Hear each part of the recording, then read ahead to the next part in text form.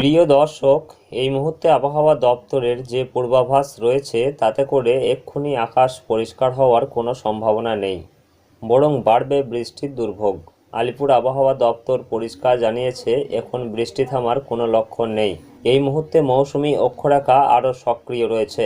সব মিলিয়ে মৌসুমি অক্ষরেখা এবং নিম্নচাপ এই জোড়া ফলায় বৃষ্টির দুর্ভোগ বাড়বে এবং এর প্রভাবেই বাংলায় দুর্যোগপূর্ণ আবহাওয়া বহাল থাকবে। তো আসুন দেখে নেব আজ কোন কোন জেলাগুলিতে রয়েছে ভারী থেকে অতি ভারী বৃষ্টি এবং কোন কোন জেলাগুলিতে রয়েছে হালকা মাঝারি বৃষ্টিপাতের সম্ভাবনা। পাশাপাশি জানিয়ে দেব কদিন চলবে এই বৃষ্টি।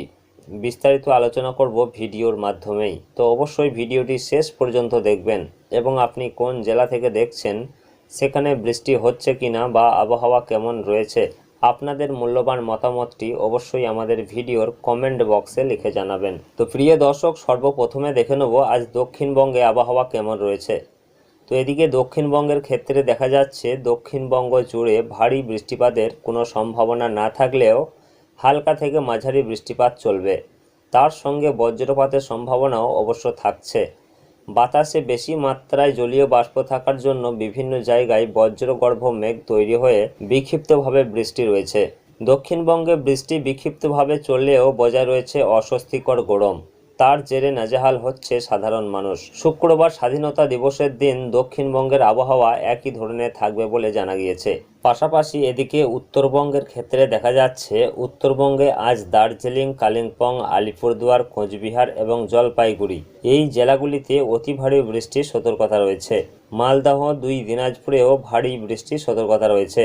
হাওয়া অফিস সূত্রের খবর, দার্জিলিং, কালিম্পং, আলিপুরদুয়ার, কোচবিহার, জলপাইগুড়ি এই জেলাগুলিতে বিক্ষিপ্তভাবে ভারী বৃষ্টির সম্ভাবনা রয়েছে। শুক্রবার এবং শনিবার বৃষ্টি কিছুটা কমবে। বিক্ষিপ্তভাবে বজ্রবিদ্যুৎ সহ বৃষ্টি হতে পারে। রবিবার ও সোমবার ভারী বৃষ্টি বিক্ষিপ্তভাবে। দার্জিলিং সহ ওপরের 5টি জেলায় বৃষ্টির সম্ভাবনা সবচেয়ে বেশি থাকবে। উত্তরবঙ্গের প্রবল বৃষ্টি হলেও সেই বৃষ্টির রেকর্ড নয়। প্রতি বছরই বর্ষার সময় এরকম বৃষ্টি হয় বলে জানিয়েছে আলিপুর আবহাওয়া দপ্তর। তবে এই বৃষ্টি নিয়ে কিছু সতর্কতা ও পরামর্শ দিয়েছেন হাওয়া অফিস। নিচু এলাকা প্লাবিত হওয়ার সম্ভাবনা রয়েছে এবং নিচু এলাকার নদী সংলগ্ন এলাকা প্লাবিত হওয়ার সম্ভাবনা রয়েছে। ভারী বৃষ্টির কারণে নদীর জলস্তর বাড়বে।